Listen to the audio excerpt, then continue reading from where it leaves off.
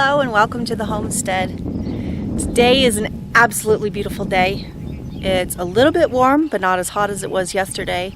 Beautiful sunshine, white clouds in the sky. But last night we had a terrible freak storm come through. I say terrible, it was a blessing. We got rain, but we also got pea and dime-sized hail. And I had just planted out some of my flower plants, and unfortunately I lost those plants, or at least they look dead. So I'm going to show you real quick what the damage looks like, and I'll also show you some pictures that I caught last night during the storm. The animals are fine. The pigs did fine. I don't see any evidence that they fared poorly because of the hail or the rain. Of course, the chicks, they're safe in the barn, so they were fine. No damage to anything else other than my baby plants in the planters. Everything in the cold frame was safe because I heard the thunder starting up and I went and closed the cold frame. So all those plants are fine, but the flower plants that were out in my planters, they're pretty much gone. So I'm going to go show that to you, and then I need to get some work done. Well, these were my nasturtiums. They had even begun to start falling over the sides of this basket. And as you can see, they look like somebody took a weed whacker to them. But it's just hail. Here in Wyoming we get a lot of hailstorms, and it just absolutely shreds plants. Even the weeds in the ground are shredded. My calendulas, they're just absolutely shredded. I think the marigolds fared the best. I think they're just a tougher plant. So, but oh well.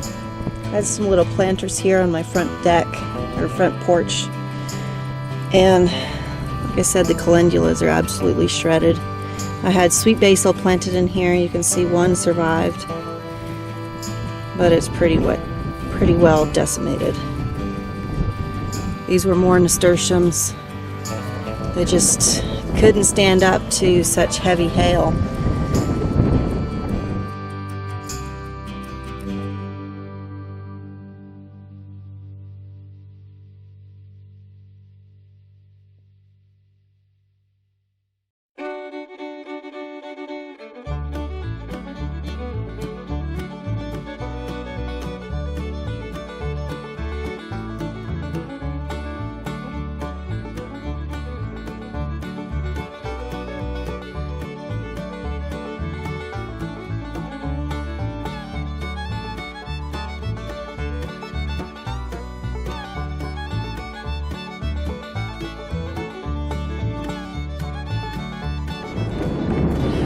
Well, being a sod buster is not nearly as easy or as fun as it sounds. But this year, this is what's going to happen. I would love to have a rototiller that was small enough to use in this little space.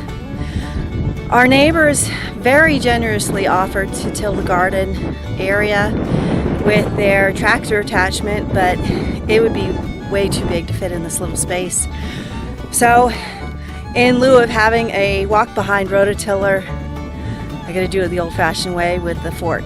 So I'm gonna keep working on this, and I'll get back to you later. Well, I wish I could say that I was done, but I'm not.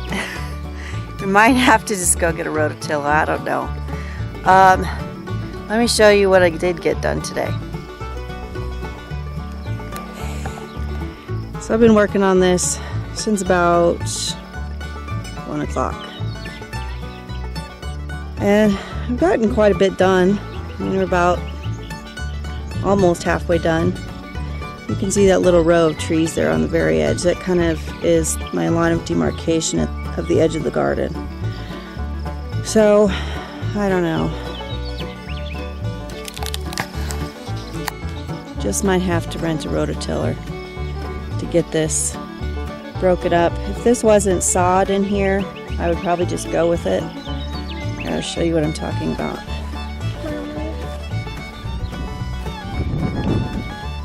This ground right here Actually had some plywood and an old deck over the top of it just laying here in the dirt.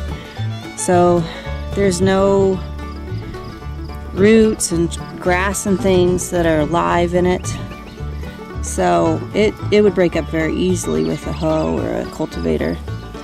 But this over here is a whole nother story. You can see that this is just prairie sod in here.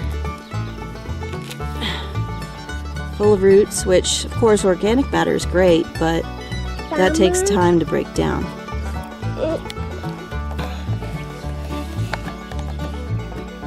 Here's my little helper. Say hi, Ellie. Hi. Shall we go inside? Yes. Well, actually, I've got chores to do, but we will finish this job another day. Anna.